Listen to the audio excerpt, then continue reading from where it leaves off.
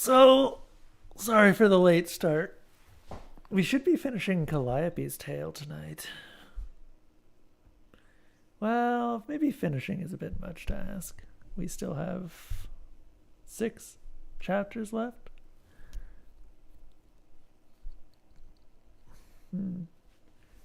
That's at least 2 more story nights.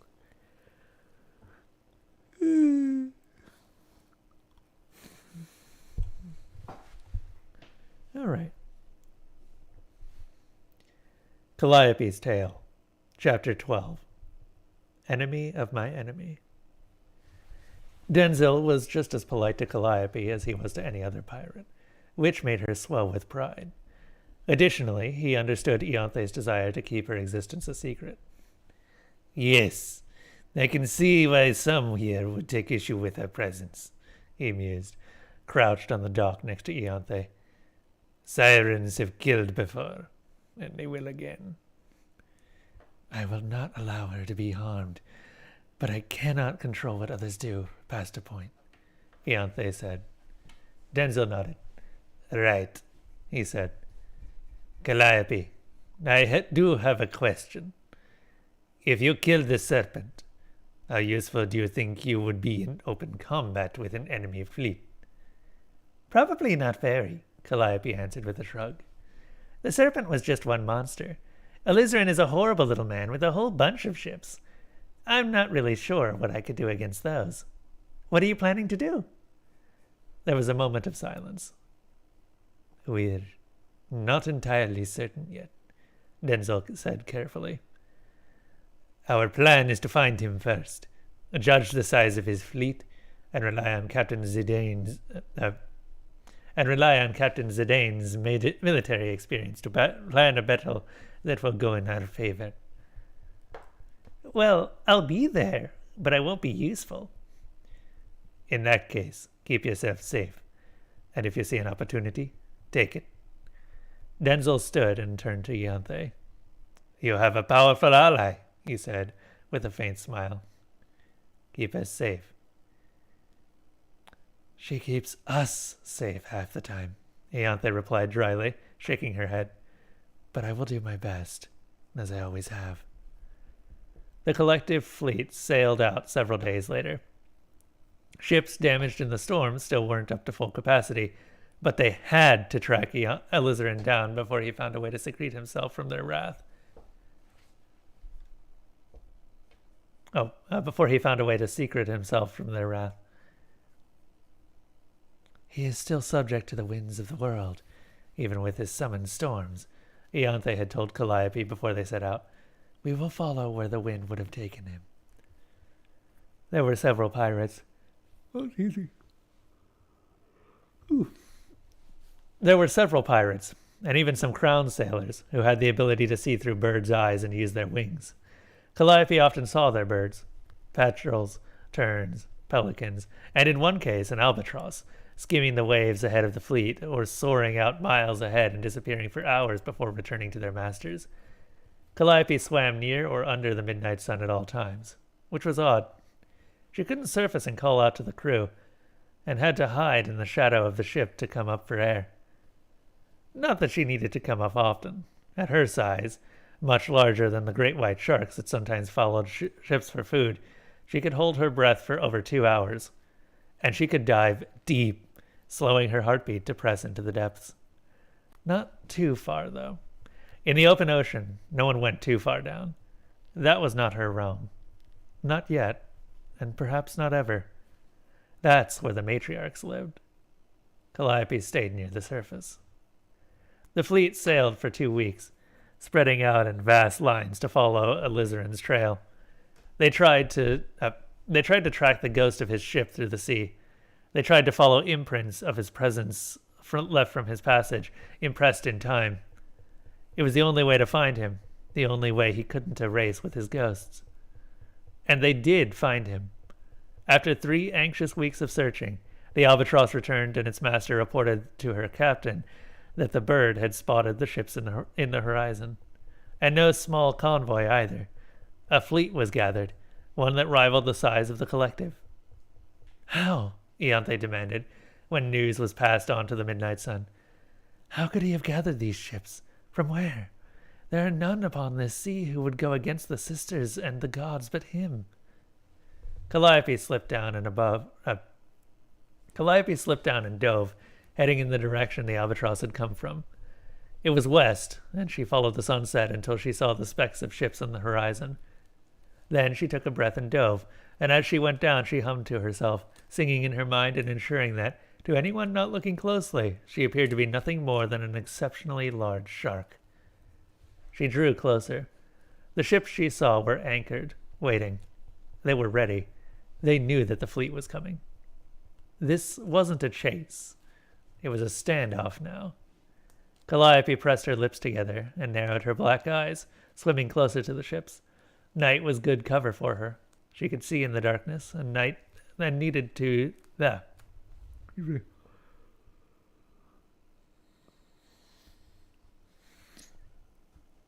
She could see in the darkness, and needed the shadows, for though she could disguise herself, it was becoming harder to do so with her massive size. She was larger than all but the great whale sharks, and pretending to be one of those would be rather suspicious. Perhaps she could... Something caught her attention, cutting her thoughts short. The ships. There was something wrong with them. Something off. She'd never felt this particular strangeness before, not even amongst the boats of Varuni Hacker. Never. Oh God. Sorry, I've been feeling a bit yawny today. Where was I? The heretic sat at the front of the fleet, prow pointed eastward. Calliope gave it a wide berth. She was no Ianthe, but even she could sense the chained spirits swarming around the hull. The ships behind it were ordinary ships, but she could feel the spirits around them too. She dove deeper, trying not to cause too much disturbance in the water, swirling around the anchor. God damn.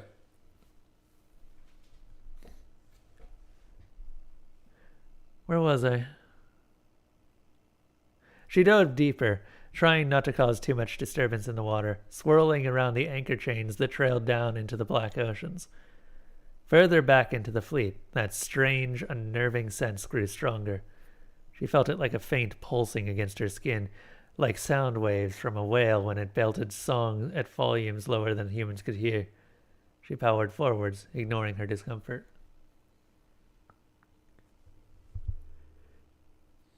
Why am I yawning so much today? There lay a ship that radiated that disgusting feeling. She drifted closer, stilling herself, trying to stay unnoticed. She could sense spirits around this one, and they weren't looking outwards. They were focusing on the ship itself and its inhabitants. Why? As she floated upwards, she glanced over the hull and nearly lost her breath right there. The wood was ancient and rotted away, pockmarked with the skeletons of barnacles and coated with sand and silt that, despite being battered by the water, had worked its way into the grain of the wood and remained there. In several places the hull had been torn open, and the hold was partially flooded. Why was no one panicking? Calliope stared upwards, uncertainty raising her heartbeat. She fought it down and lashed her tail once, propelling herself upwards, and broke the surface. The ship above her was dead. She could see scraps of sail hanging from the mast, the dangling fragments of rope that was one... The ship above her was dead. She could see the scraps of sail hanging from the mast, the dangling fragments of rope that was once rigging. In the light of the few lanterns on the board, she could see that there were chunks of coral and deep-sea shells still fastened onto the metal grating in the deck and the wooden planks. And she could spot where the door to the navigator's station had been ripped partially off its hinges and hung askew. Her gaze drifted up. The sail hung uselessly, but she could see faint flickers of movement in the air, the billowing of some ghostly canvas in a non-existent wind. She looked down again as something lurched across the deck, some humanoid form, hunched over, limping unevenly as it dragged one crippled leg over the sodden, splintered planks. Calliope spun. Around her, That same horrible sensation radiated from most of the ships in the fleet, and now she could see the shipwrecks that Alizarin had torn from the seabed and brought into his service. She could see the forms of what were once people manning these ships still moving about, repeating pointless actions like coiling rope or pulling rigging that no longer existed. Horrified, she moved back. This was wrong. This was wrong. She took another breath and tasted the seafloor on her tongue. That wasn't supposed to be here, up here in the air. She dove and fled back towards the collective fleet. When she arrived, she knocked on the Midnight Sun's hull until someone came and peered over the edge. "Get Micolo," Calliope hissed, trying to stay quiet Get Micolo, Calliope hissed, trying to stay quiet in the dark. They vanished for a few seconds, and she bobbed in the water, casting occasional terrified glances back east. The words beat in her head like her thudding heart. Wrong. Wrong. Wrong. Micolo stuck his head over the porthole. Micolo stuck his head out a porthole halfway down the hull. "What is it?" he asked. Calliope's attention snapped upwards. She placed her palms on the wood of the hull. The clean, whole wood, solid, sturdy, whole, alive, and beat her tail against the water again, pushing herself upwards, as if that would help him hear her. "The fleet," she gasped out, voice raised just a bit so he could hear her over the slap of the water against the ship. "Alizarin's fleet. I don't know how he did it. I don't understand it. The ships are dead. Maybe he just took a bunch with him from Bruni Hakir? I'm not sure, but they're dead." "What?" "The ships are dead. They're all rotted with holes through them, and the people on them aren't people anymore. And they're covered in sand and dirt and silt, and that's how he got them, I bet. He picked them right up off the seafloor." She swallowed. "I didn't know he could do that." "Neither did I, nor anyone," Micolo muttered, brow furrowed. "This changes things, though." Calliope looked back towards the west, towards the fleet. "Calm down. You're with everyone. You can go against this, and I'll be with you. You have little to fear." She took a deep breath, filling her lungs entirely, and let it out.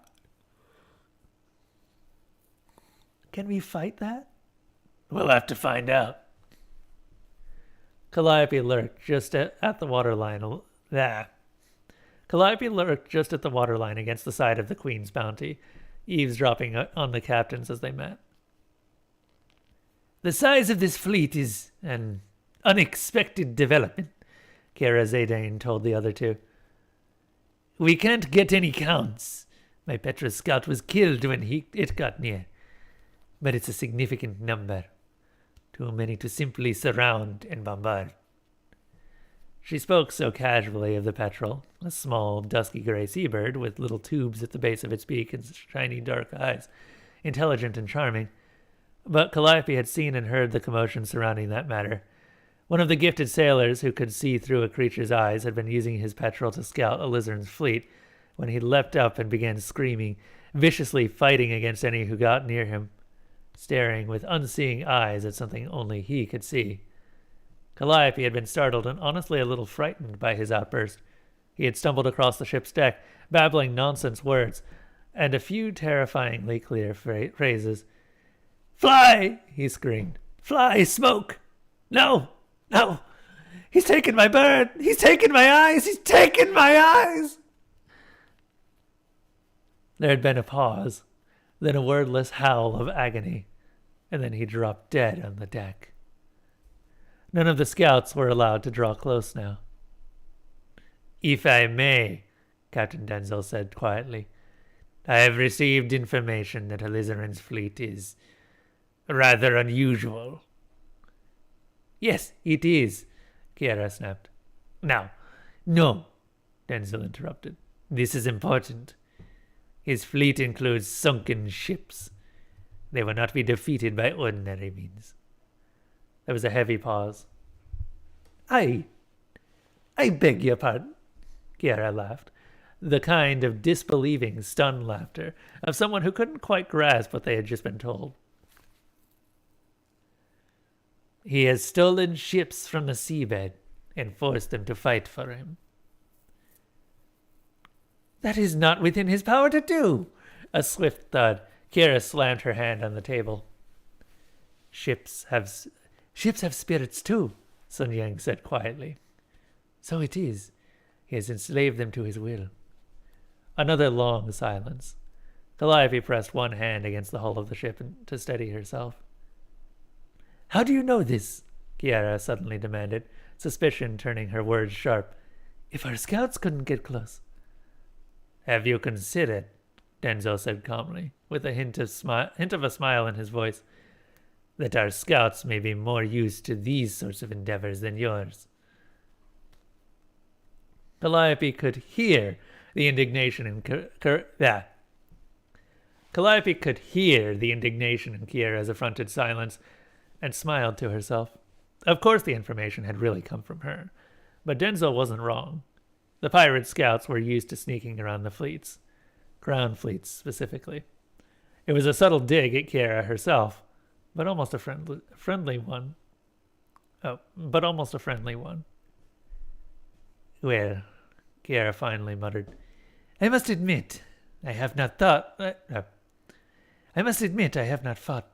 dead ships before. Then you are in... Oh, this is Sun Yang. Then you are in good company, Sun Yang said cheerfully, for neither have we. The plan will not change. I assume dead ships can die again. Cannonballs will not work on these, Denzel said.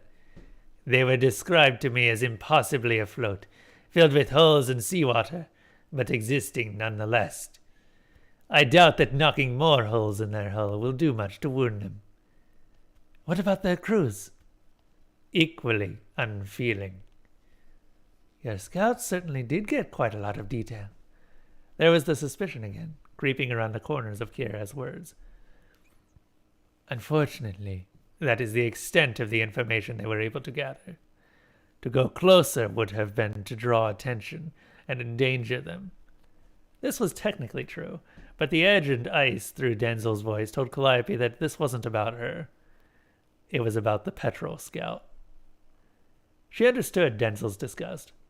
Pirates were close-knit crews that were ready to fight and die for each other, crews where everyone had a place and a job, and no one went unused. Kiera's treatment of her scout as disposable was atrocious behavior, repulsive to the other captains. A shame? Kiera sounded dispassionate and disappointed all at once. Calliope cupped her hands around her ears, trying to catch the sound drifting out through the ship's porthole. But I am certain still that a ship with no hull will be unable to float. If these are as old as you say, they should be easy enough to destroy. Respectfully, Captain Zidane, I don't think that's possible, Sun Yang said. Kiera took a quick breath to retort and held it for a moment before exhaling slowly. What do you suggest? She asked, finally, and her voice was carefully controlled and calm. Let me try that again. What do you suggest? She asked, finally, and her voice was carefully controlled and calm. Alizarin controls these ships. Remove him, or even just sufficiently disrupt him, and his control will fail. This is fairly simple. We must focus on the heretic. He will be sequestered behind his cannon fodder, Denzel pointed out. Unless we break through the sunken line, we cannot possibly reach the heretic to board him and fight him. And I'm not. There was a low laugh from Kiera, which stopped Denzel mid-sentence. Tell me, Captain Halice, she began, and Calliope could hear the triumph in her voice. What is your ship designed to do? There was a slight pause. The curse is designed for ice, not enemies, Denzel finally spluttered, clearly taken aback by this suggestion. So make it ice, Sun Yang's voice again, tinged with a curl of a smile. I'm starting to like this plan. Immobilize the ships, break through, and fire on the heretic, Kiera said. There's only so much ocean I can affect, Denzel protested. I cannot stop Alizarin's fleet with my power alone. Keep your ship and your unit handy, and we'll handle the excess and distract the fleet by flanking both sides while you spearhead the middle. They went on at length about fleet maneuvers and military tactics, and Calliope grew bored. She went and picked barnacles off various ships to eat, and waited for the meeting to end. It did after several hours, and she waited as Denzel stepped across the boarding walkway onto the curse, and the Bounty moved away. "Excuse me," she called up, when she was certain nobody else could hear her. Denzel glanced around, then leaned on the railing and looked down into the water to where Calliope bobbed in the swell. "Ah, Calliope. We're going to be in danger tomorrow." "I won't deny that." "I'll protect my crew above all else." "I understand.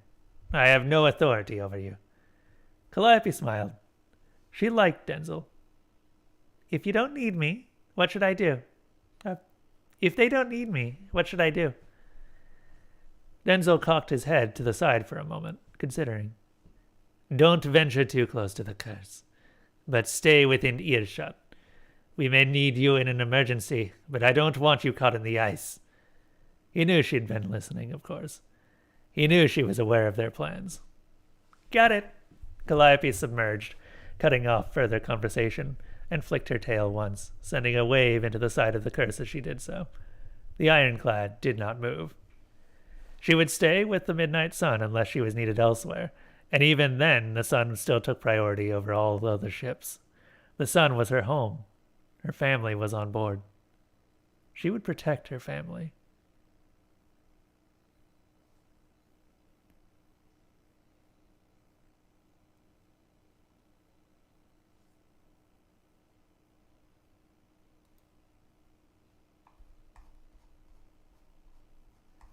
All right.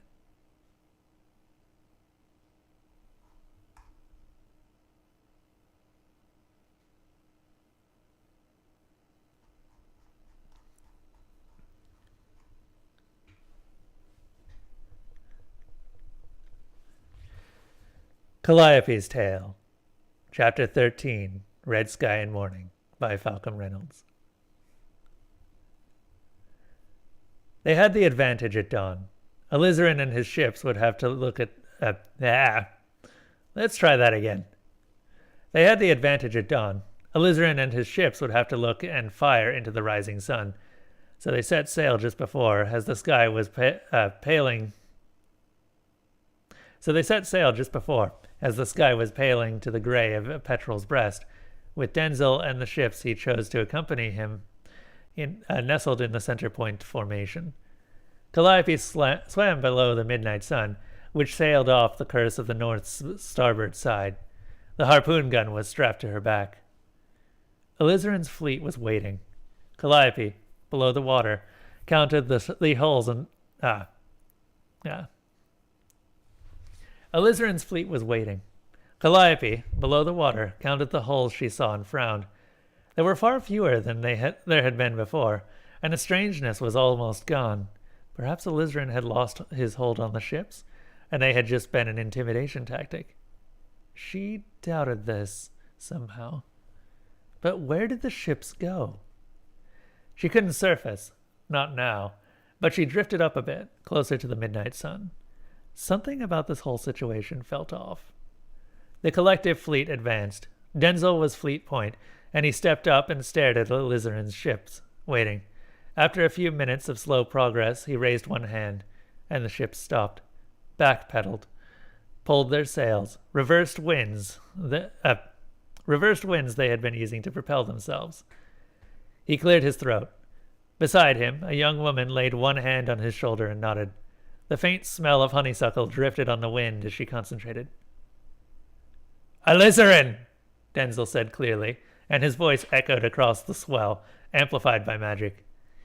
Stand down and face justice at the hands of the sisters of Baroni Hakir and the goddesses of the sea. Calliope had to know, to see. She surfaced in front of the midnight sun, between it and the Curse of the North, and looked at the enemy fleet. A moment passed, and then a figure in a crimson coat stepped up on the foredeck of the ship in front of the fleet. And yes, that had to be the heretic, with its deep reddish hull, and the dirty canvas sail streaked with rain and the name painted in black letters over the planks. Even from this distance, Calliope could see Alizarin aboard his ship. The heretic wasn't supposed to be out in front, though. Denzel had said she would be hiding behind other ships, and though he'd never encountered Alizarin before, those who had were his informants. So why wasn't she? Why was Alizarin so bold? What was he hiding? Where were the dead ships? Alizarin's voice came hissing across the waves, curling around Calliope's ears. She glanced up to see Denzel shake his head. He was doing the same to him, and presumably to everyone on this side of the standoff. As it happens, Alizarin purred, I don't answer to the sisters or to the goddesses. Silence between the fleets. Calliope shivered. It was one thing to be casual about the goddesses, to not give them worship, but perhaps tip your hat at a shrine as you passed by, but to offer no other tribute. But it was a completely different matter to be openly defiant of them, to spit in their faces. It is unfortunate that you believe that, Denzel called back, and to his credit, he sounded genuinely disappointed. But what you believe is unimportant. Calliope scanned the horizon again, heart fluttering with uncertainty. Where were Alizarin's ships? Our task is to recover you and bring you back to Baroni Hakir to be tried for crimes against life itself, Denzel continued. Stand down and allow us to detain you. That isn't going to happen, Alizarin spat back. You are outnumbered and outgunned. If you resist, we are forced to kill you. If you resist and we are forced to kill you, we will. We? Alizarin laughed, a burbling noise that Calliope could barely comprehend. It didn't even sound human. What we are we talking about? Oh, what we are you talking about? Your allies. I don't fear you. Your tenuous alliance is fragile as a bird's wing. A sharp crack echoed across the swell, far louder than it should have been. Calliope flinched. Alizarin had something up in his hand, grinning with bright white teeth. She narrowed her eyes to see it better. It was a small gray corpse, some type of seabird. A petrel. Calliope's heart lurched. Alizarin had snapped the bird's wing in half, though it was definitely already dead. It didn't struggle.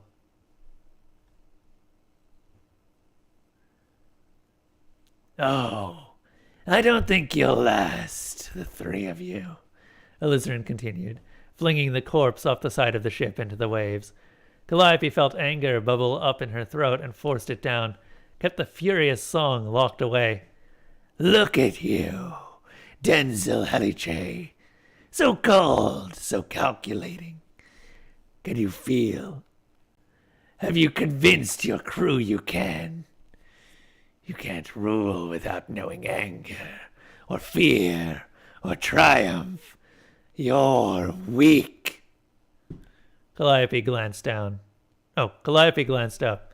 Denzel was staring back, more perplexed than anything. And you, Kiara. May I call you Kiara? I'm going to assume the answer is yes. You're not a real ship's captain and can't have the title of one after all. You're a slave to the crown. You hate it, but at the same time you revile those who claim their own freedom. A hypocrite! Someone who hides their own desires out of fear. You have no will. You always wait for orders. If you had freedom, would you even know what to do with it? He snorted. Your hold is already failing out here, with no one to tell you what to do. Pathetic. Silence again. Calliope couldn't see Kiera from where she was, but from what she knew of the Crown Captain, she was undoubtedly fuming silently. Sun Yang, what a lost, hopeless person you are, Alizarin drawled. You never belonged. You never will. You can't even belong on the ship you own. You're lying to yourself, believing that you have a home out here. The sea doesn't like uncertainty. Who are you to know what the sea wants? Calliope thought, furious. Sun Yang was a friend now. She abhorred these insults. Are you finished yet? Denzel called after a moment. He raised an eyebrow, waiting for a response. A sigh. No, Alizarin said. I have a request. Give me Ianthe. Stunned and very confused silence. Stunned and very confused silence, Calliope saw Denzel glance over towards the midnight sun, as startled as she had ever seen him, before turning back to Alizarin. No, he said after a moment. I don't think we'll be doing that. She's my first mate, Alizarin countered. She belongs on my ship. Not anymore, Ianthe shouted out over the waters. Calliope looked up when she heard her voice. She was leaning over the rail, gripping the edge so hard it drove the color from her fingers, directing her voice over the waves. It certainly didn't carry like Denzel's did, but she had no doubt that Alizarin could hear it. So she speaks, Alizarin murmured, that smile creeping into his voice again. He extended one hand, the motion clear, marked in bright red against the blue sky. Thank you for joining the conversation. I have an offer for you, Ianthe. Come back to the heretic, and I will show you power beyond imagining. Your power is a lie, an insult, Ianthe yelled back, expression contorted in rage. You are a monster, and I will have no part of your vile, blasphemous rituals. Alizarin shook his head and made a horrific, sticky clicking noise, which at one point may have sounded like the tisk-tisk of a human tongue. What a shame, he said. But come over anyway. You still belong on my ship, and your soul would give me so much use. How about, Makullo shouted at the top of his lungs, inserting himself into the exchange. You shut the hell up! A startled pause, and then laughter. You're not part of this, Alizarin called back, and Calliope knew he was smiling, though she had never seen his face closely enough to envision the expression. Do keep your tongue to yourself while your betters are having a conversation. This is your last chance, Denzel called, taking control of the negotiations once again. We will not give any of our number to you, and if you yet again reject our offer... hold up. Oh, crap. I forgot to leave. Oh, no. Sorry, Rage. I forgot I was in. It's okay. It's story night.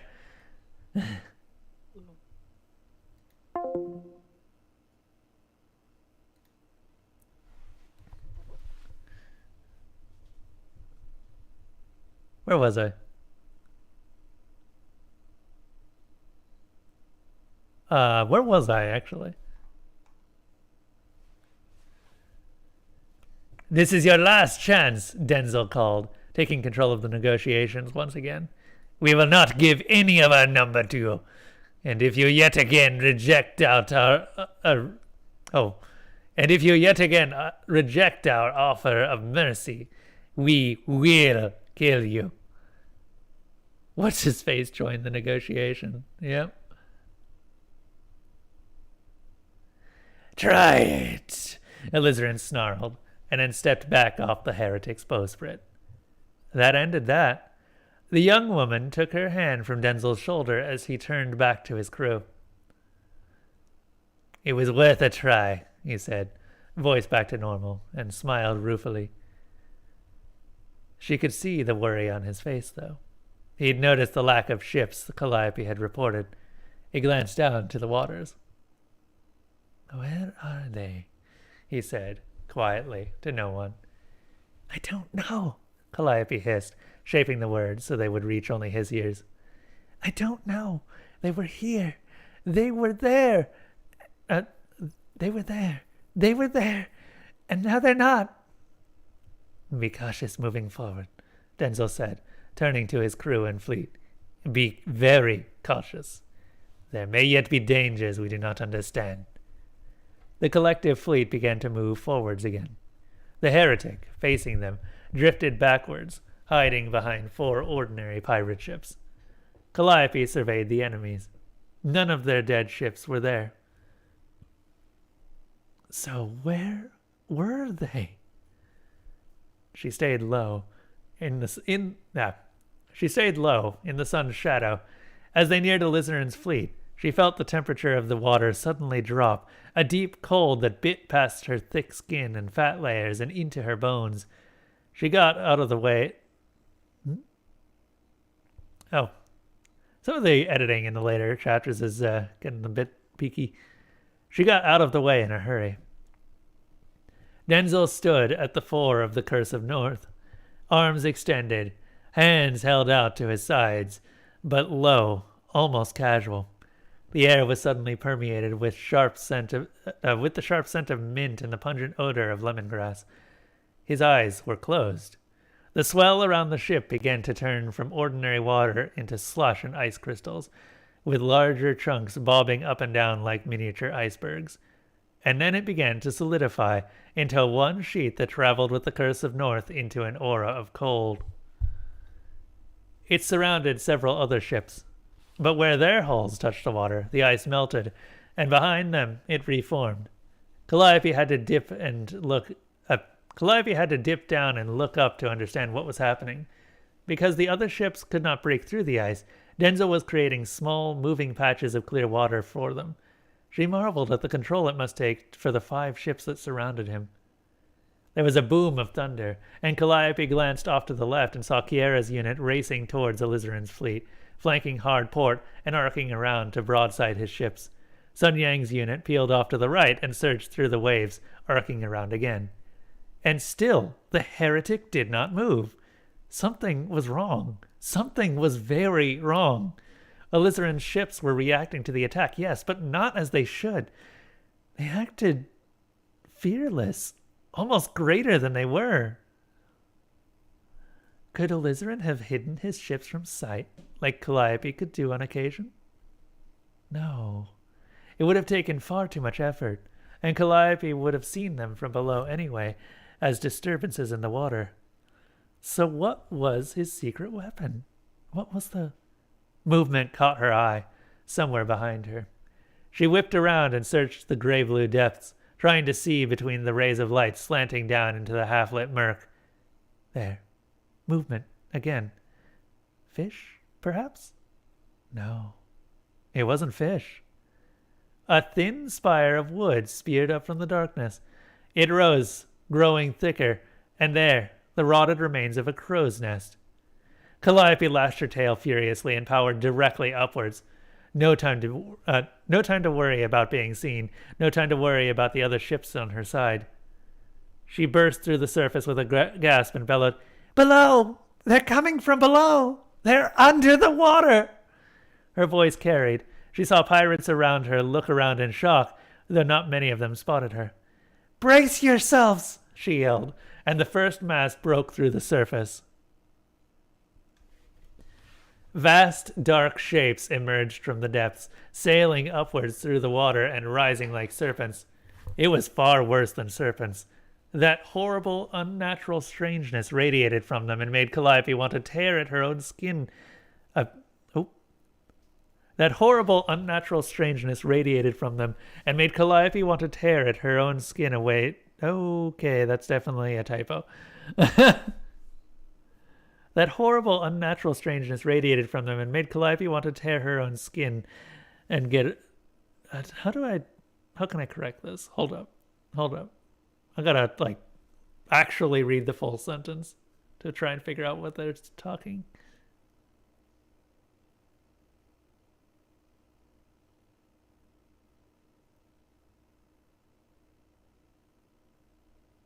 Oh, okay, it's the away.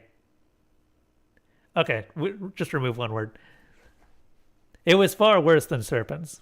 That horrible, unnatural strangeness radiated from them and made Calliope want to tear her own skin to get rid of it, like a slick coating of oil.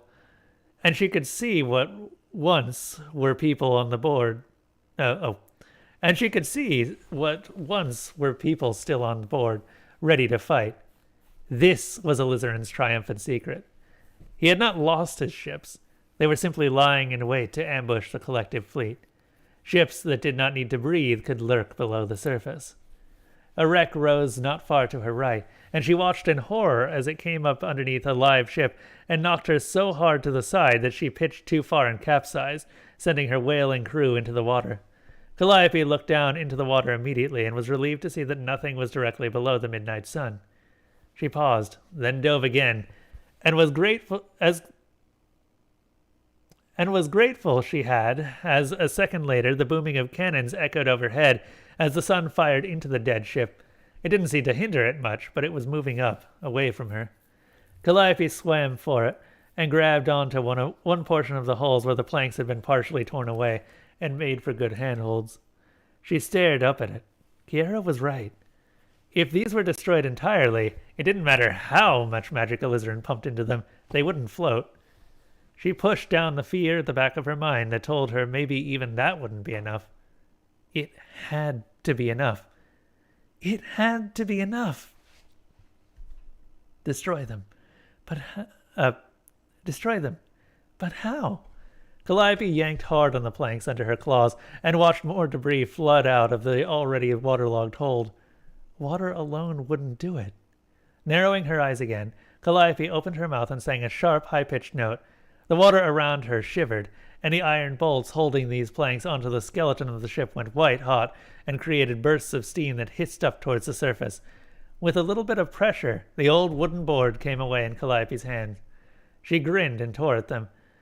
Once there was a large hole she could get her hands onto. The ship listed to one side as she ripped its hull to shreds, tossing the chunks away. Most of them floated, but some sank towards the blackness below and vanished out of sight. She saw one of the people, who weren't anymore, fall out of the hole and hit it with her tail, sending it flailing into the deeps. She didn't get to finish her work. She felt the water around her pull urgently and recognized Ianthe's touch, trying to get her attention. She turned. A dead ship was headed right towards the midnight sun at ramming speed, aiming to catch her right in the side. From what Calliope had seen so far, the wrecks didn't stop. They were disposable, and damage couldn't take them out of the fight like it could on a real... They were disposable, and damage couldn't take them out of the fight like it could on a live ship. Calliope abandoned the ship she'd been tearing apart... let me try that again. Calliope abandoned the ship she'd been tearing apart and shot towards the new threat. If she tried to push it... No. She would likely slip off the hull, and she'd been trying to lift it out of the water. That wouldn't work. Calliope scraped her claws over the wood, skimming underneath it. She couldn't push it away. Perhaps there was something she could be She couldn't push it away. Perhaps there was something else she could pull on to turn it aside? A trailing piece of rigging, maybe. A dark line caught her attention, drifting off from the bow of the ship just near her. She backflipped and caught it. It was an anchor chain, disconnected from whatever had once hung from its end. This might work. Calliope wrapped the chain around her torso with a quick twirl, keeping it away from the harpoon gun, and started to swim. It was almost immediate. She felt the entire weight of the ship pull hard, pressing into her shoulder and pinching, ripping at her skin. She strained against it, pulling as hard as she could, and to her fierce relief she saw the ship above wrenched off course, cutting hard to starboard. No reason to stop. Calliope renewed her efforts, swimming with her whole body, away from the midnight sun and down, away from her family, towards the deeps. She only knew she was getting somewhere by the dimming light and the lessening sounds of battle, though the booming of cannons and the screams of breaking wood still assaulted her down here, and she heard it from everywhere, from every part of the battle, near or far. Sound carried in the water. The ship she was dragging was trying to get back up, and she could feel the spirits swarming around her. But they didn't know what she was, didn't know what to make of her, and she forced them away with a hissed note and she forced them away with a hissed note and a couple of bubbles that scared them off. When she had gotten down far enough, she turned and sang the same note as before, but louder this time, and she turned with a flick of her tail and swam the length of the entire ship, singing the whole way down. If she did this near the surface, it would rebound onto the ship she wanted to keep together. Down here, the sound still carried, but the power didn't. The chain in her hand melted instantly.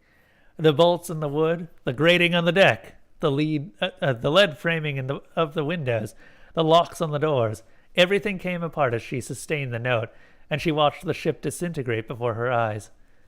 Once she was certain it was drifting apart and not reforming, she returned to the surface for a breath of air, filling her burning lungs. Magic made her body hurt. Calliope cleared the water from her eyes with a shake of her head and glanced around. Things were not going well. She saw the curse of the North had managed to get near the heretic, but wasn't yet in a good position to fire on her, despite her front-facing guns. The midnight sun was fine. She hadn't been hurt yet, and Calliope took a few gulps of air and watched one of the crew members spot her and wave, relief etched on their features. She grinned back. The curse of the North was no longer between Calliope and Kiera's unit. She glanced over to see how they were faring in the battle. Not well. They'd been ambushed, but the angle of their attack put them in a perfect position to be rammed by the dead ships, and Calliope could see the wreckage of one galleon slowly sinking beneath the waves. She swallowed nervously and looked to the Queen's Bounty. She spotted it just in time to see the prow and bowsprit of a dead ship crash through the Bounty's side, sending wood flying and splitting the ship in two. She gasped despite herself. She could see figures flung from the deck into the roiling water. Denzel whirled at the sound of the crash, eyes wide. "Calliope!" he shouted. She understood. There was no time to get them with lifeboats. She dove underneath the water and streaked towards them, wondering how many people she could carry. Denzel turned again, searching the water, and caught sight of her as she shot by. She flicked her tail above the water to signal she'd heard him. He could focus on the fight. The dead ship lost most of its momentum hitting the Queen's Bounty, but still had enough force to crunch through the rest of it and press the rest of the ship down into the water. It was one fancy gilded caravel against a three-masted sailing galleon. There was no contest here, and the Queen's Bounty hadn't been ready to avoid the hit. As soon as the dead ship passed by, Calliope swept in, searching the wreckage for survivors, specifically for Kiera. There. The captain was floating, barely conscious in the water, thankfully face up. Calliope reached out and scooped her up in one arm, slinging her over one shoulder. "Who?" Kiera managed. "Shush," Calliope said, moving through the floating debris. There were a few other bodies, but only 2 of them were alive. Easy enough. She gathered the 3 of them. She could easily hold 3 humans, and held them out of the water while trying to stay low to the surface herself. A ship cut between her and the midnight sun. It was a live ship, but not a friendly one. On its low deck, she saw pirates rushing back and forth, eyeing her. "What the hell is that?" one of them shouted. Whoops. She couldn't dive because she was carrying 3 people, but she couldn't exactly peacefully move around them and expect them not to fire on her. She didn't think. Instead, she beat her tail and propelled herself upwards, transferring the humans to one arm, and hauled herself up onto the ship. The pirates were not prepared for this, and neither was the ship. The entire thing listed to the starboard as she pulled herself up, grinning, and set her passengers down gently on the deck. "That ain't no whale," one of the pirates managed dumbly, before Calliope whipped out the harpoon gun and fired. It went smoothly through his lower torso and then retracted, reloading itself. Miquella's latest alteration to it. The pirates on board rushed her like idiots. Perhaps they were compelled to do it. She didn't know, but she dispatched them easily enough, either with the gun or by throwing them into the water or hitting them as hard as she could with her hands and claws. Once none were left on the deck, she slipped the harpoon gun back on her back, grabbed the survivors, and rolled off the ship back into the water. It seemed that nothing else noticed her as she slipped between pieces of ships to get back to the midnight sun. She watched Denzel drop the sheet of ice around his ship and instead bring it up in front of the Curse of the North, cutting her off from the heretic. This was a retreat, then. The great engines in the Curse's belly roared, and the water churned around her. Calliope wanted to fight, but Denzel was now the captain of these fleets, and she wasn't going to leave her family so she could fuss about some dead boats. She brought the sailors to the midnight sun and shouted. They lowered a lifeboat while turning the ship, and she dropped the humans in. Ianthe was leaning over the rail, looking worriedly down. "Calliope," she called. "Go! It isn't safe!" "I'm fine," Calliope called. "I'm going to look for survivors." The mast of a ship rose near her, and she, as a reaction, slammed her weight into the side of the midnight sun and pushed the entire ship to the side, through the water. The dead ship rose easily up, dripping and black, and readied century-old cannons. There were dead ships everywhere. Calliope could fight, but she couldn't fight that many. And they were being surrounded. She looked back up. Ianthe was gripping the rail with her eyes shut. She was going to do something. Calliope caught the scent of Ianthe's magic, pepper, oil, and rosemary. "Ianthe?" Zikal, Ianthe began. "Goddess of life and death, of the in-between, the salt in the water and the gleam of light on the waves." "Ianthe, no!" Zikal was far, far more dangerous than any other goddess of the sea. Calliope surged upwards, clawing at the wood of the hull, trying to draw her attention. She was going to get herself killed. She was going to die. "Ianthe!" Ianthe was not listening. "As I stare into death and welcome it, I want to reflect my demise to it. It does not belong here. It has already died. I want to send it back. It has no right to overstep its boundaries. Once our time is up, we do not get any more. Ianthe! I call upon you, Zikal Ravani, to grant me the power to restore balance to the world." There was no response but silence. Silence that grew, blotting out sound, muting out the crash of ships in the swell and the thunder of the summoned. Muting out the crash of the ships in the swell and the thunder of summoned clouds and cannon fire, erasing the shouting of the crew. "Alizarid's hold on these ships is less than yours should be, Great One. Help me send them back to—" There was no bolt of lightning, no spires of stone or coral, no massive waves, just a faint sensation in the world of something changing, and a fleeting moment where sound was muted, and a ripple, ever so faint, flashed out from Ianthe and depressed the ocean in a circular pattern, flicking over the tops of the swells and past the ships. Aboard the midnight sun, Ianthe collapsed. But around the fleet, the dead ships shuddered and went still. The figures on their decks collapsed, slumping into sodden heaps of old rags and bones. The sound of cannon fire continued for a few seconds, then ceased. "Ianthe!" Calliope yelled. but there was no response. "Back!" Denzel called, voice amplified again. Calliope looked to the Curse of the North and saw that she had turned fully and was powering as quickly as she could away from the heretic, her engines screaming. What remained of the collective fleet was turning, heading east, relying on the sunrise to help cover their retreat.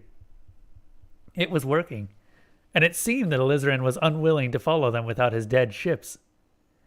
"What have you done?" He hissed through the air, and waves. He hissed through the air in waves, voice following them, tainted with fury.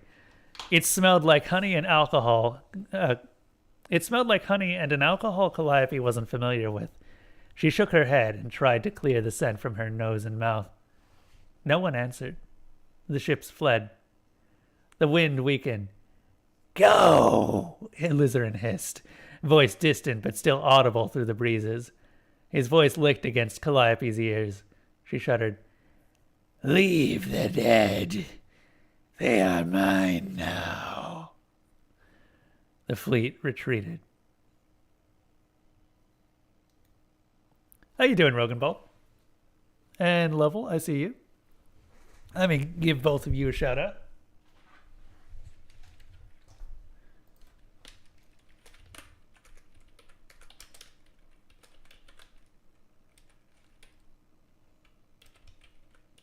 What have you been up to, dude? Been going through Solasta, I think, right? And, of course, the shout-out didn't work on Twitch.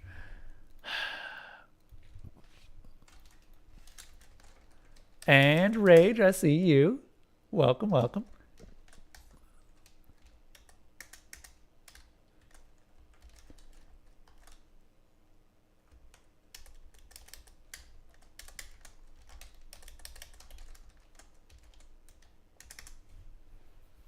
Yep, Solasta. I gotta play that at some point. That was one of the games that decayed. No one paid attention to it.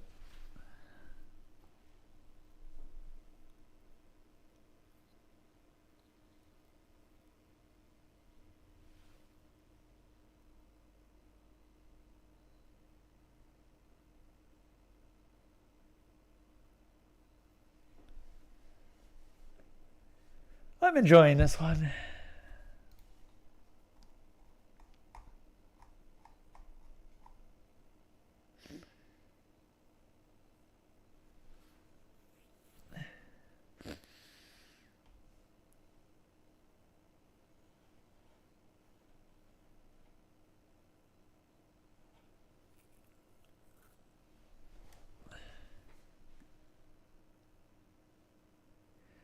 Calliope's Tale by Falcom Reynolds.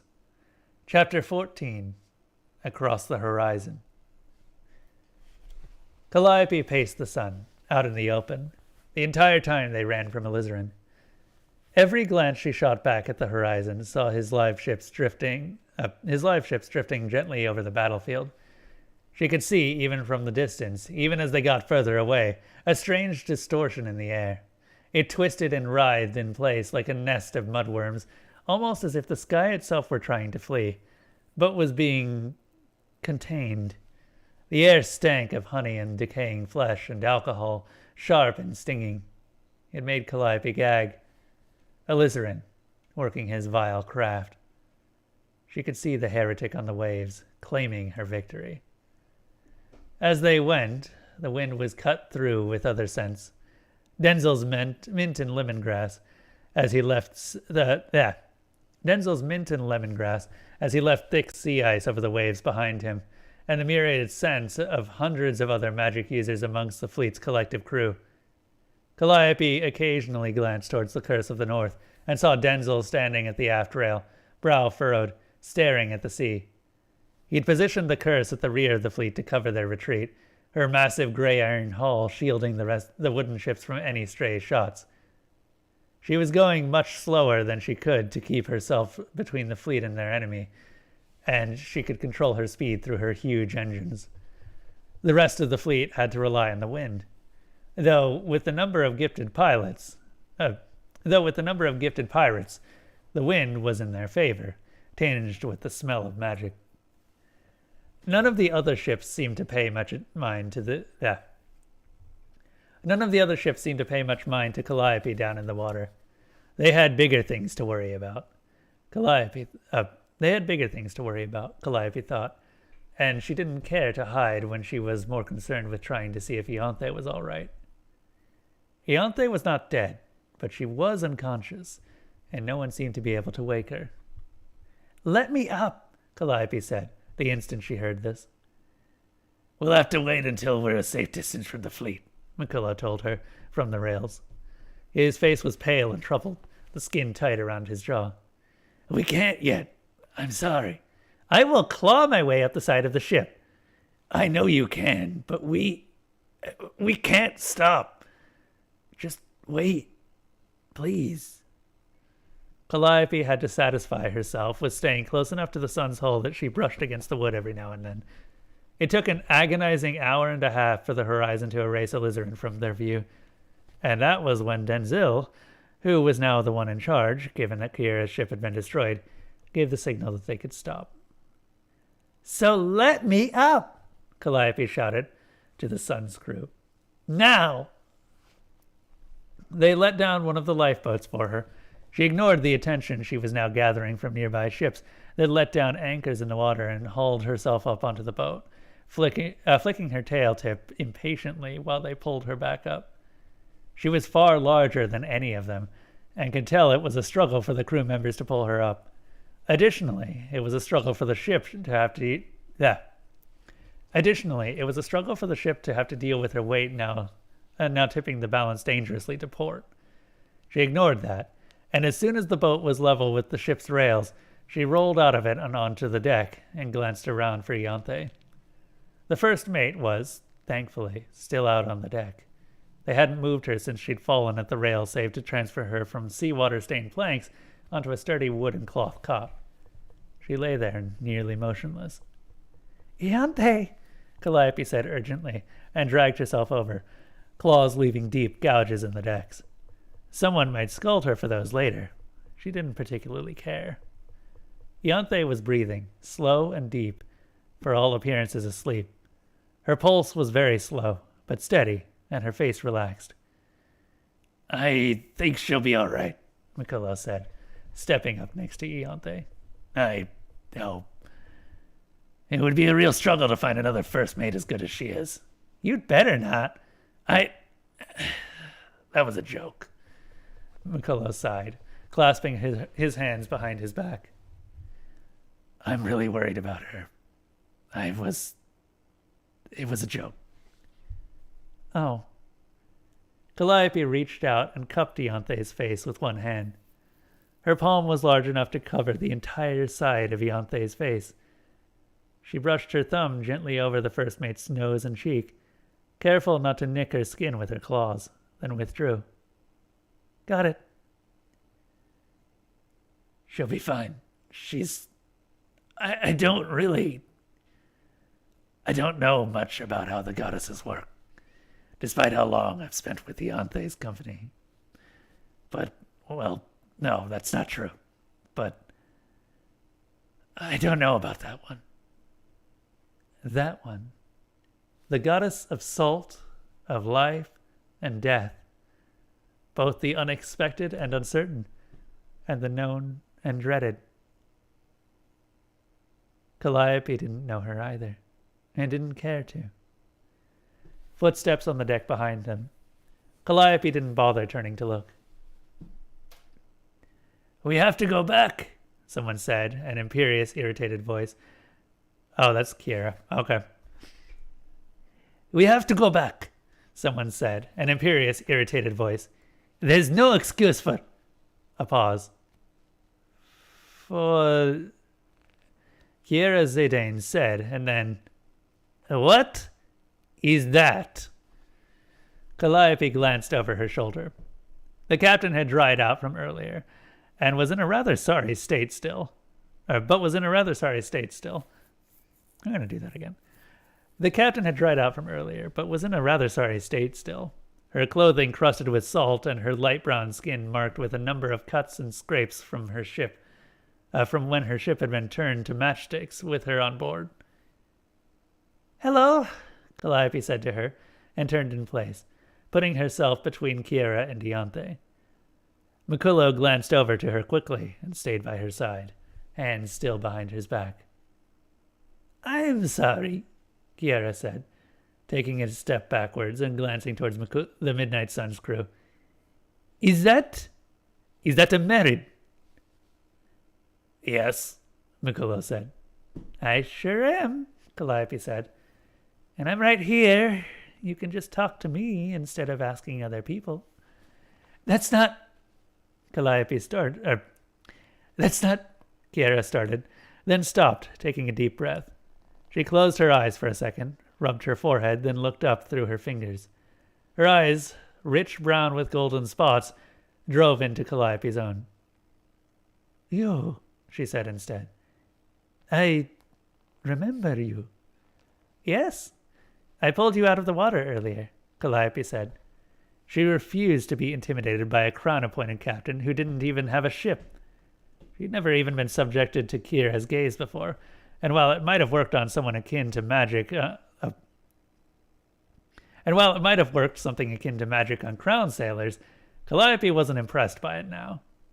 You're welcome for that, by the way. That was you. There was, another ship. Yep, it's gone, don't worry, Calliope said, cutting her off hurriedly. The sea had washed the blood from the gun, and Mikulo didn't know about the pirates she'd killed. All taken care of. Got you away from that one, too. So I'd appreciate it if you didn't attack me or anything. Kiera fell silent again. Mikulo glanced over at Calliope. He seemed calm, but she could see him fiddling with his sleeve. He seemed calm, but she could see him fiddling with his sleeve collar behind his back. Calliope is, she lives with us, he managed. You have a merit on your ship? You have a merit that lives on your ship. Kiera folded her arms, setting her weight back on one leg. It seemed that her best defense was to be annoyed by any given situation. Mikulo shrugged. Around it, really. She's too big to come on board now. Now? If she's done this before. Oh, yeah, all the time. When she was little, anyway. When she was little? Mikulo shrugged. You know, smaller than she currently is. I'm not looking for a definition of a word I already know, Captain Mikulo. I'm looking for an explanation.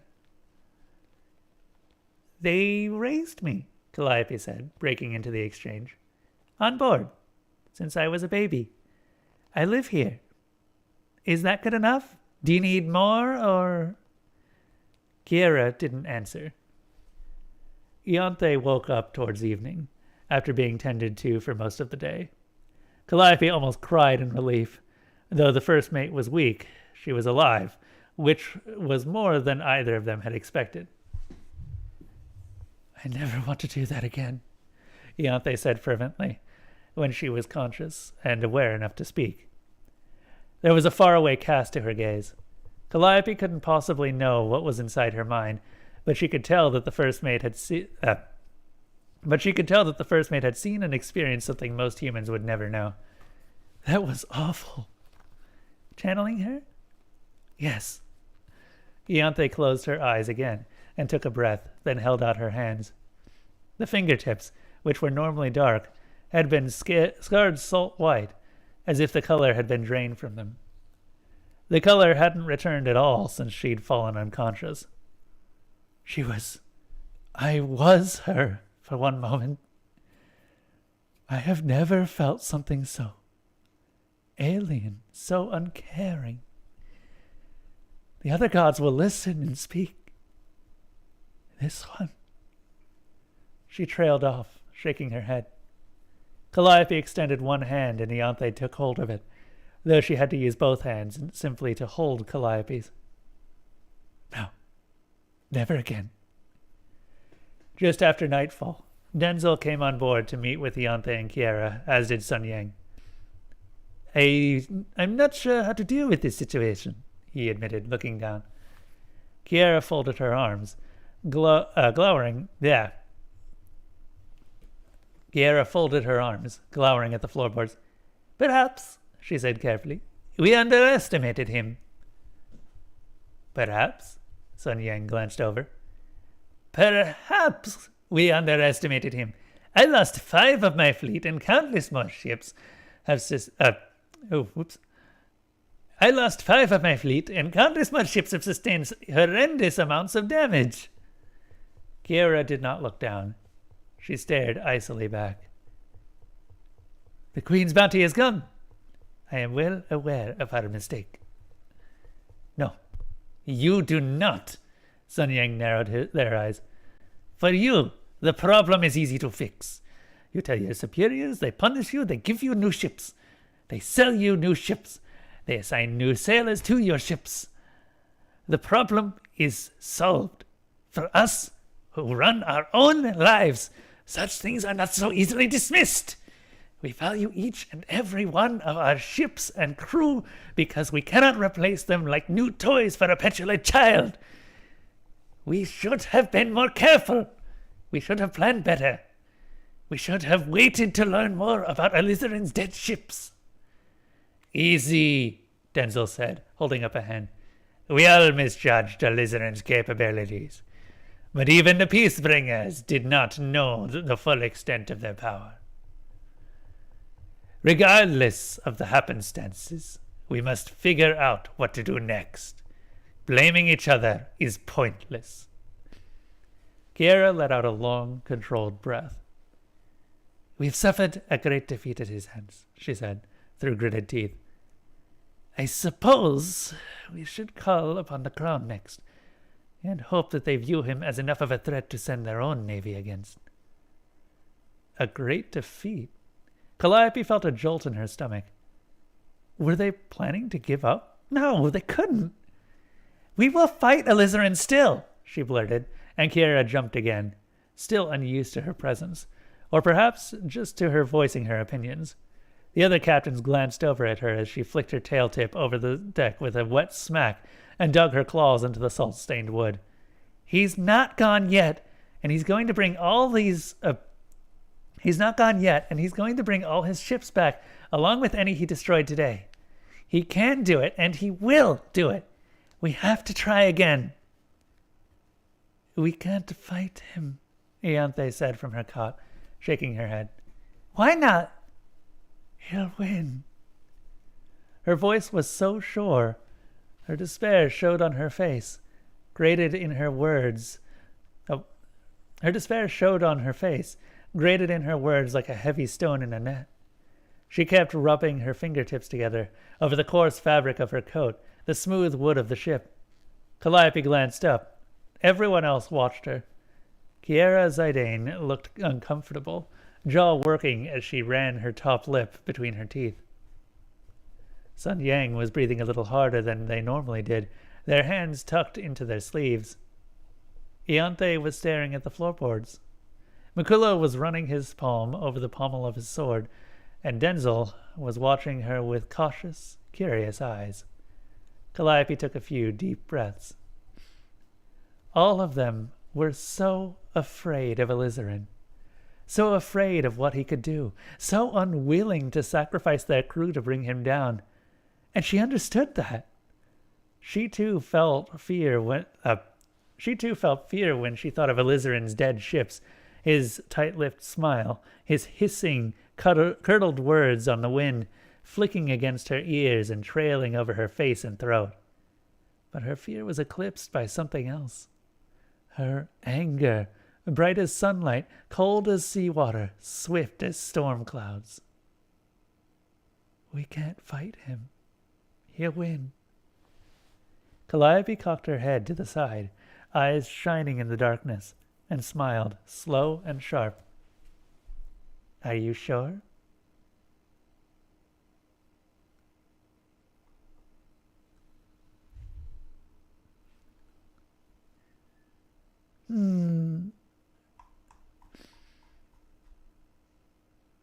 Oh, God. Okay, so we've got 3 chapters left. 15, 16, 17. Yeah, okay.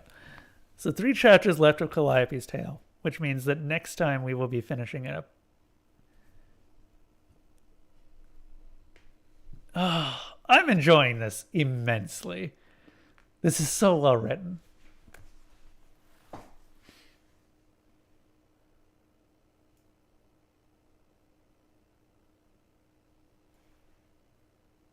Almost there. Indeed. Stay on target, indeed. I'm so tempted to just keep going, but I know that if I do, then I'm probably not going to finish it tonight anyway. So I figure what I'll do is we will hold off for tonight, get these edited and up. I am so looking forward to listening to back to these. I actually just, first of all, Alizarin is so much fun to voice.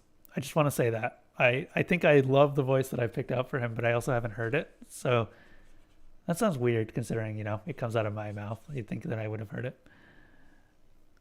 But I'm looking forward to listening back to this and seeing if I can use it again.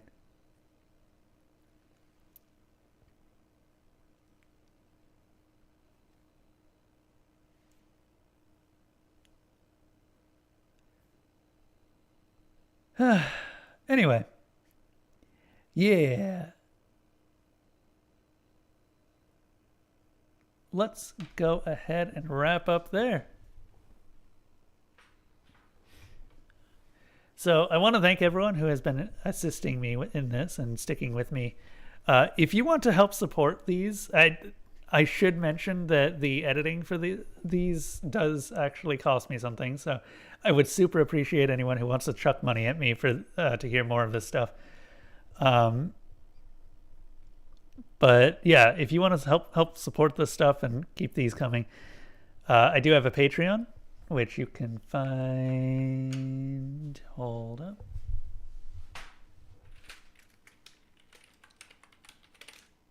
There.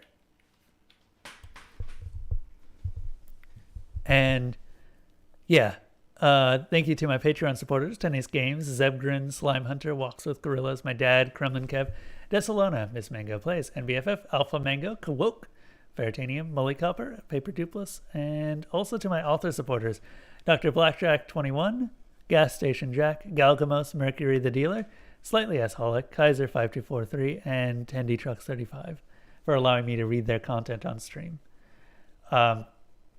Yeah, I think that's everything.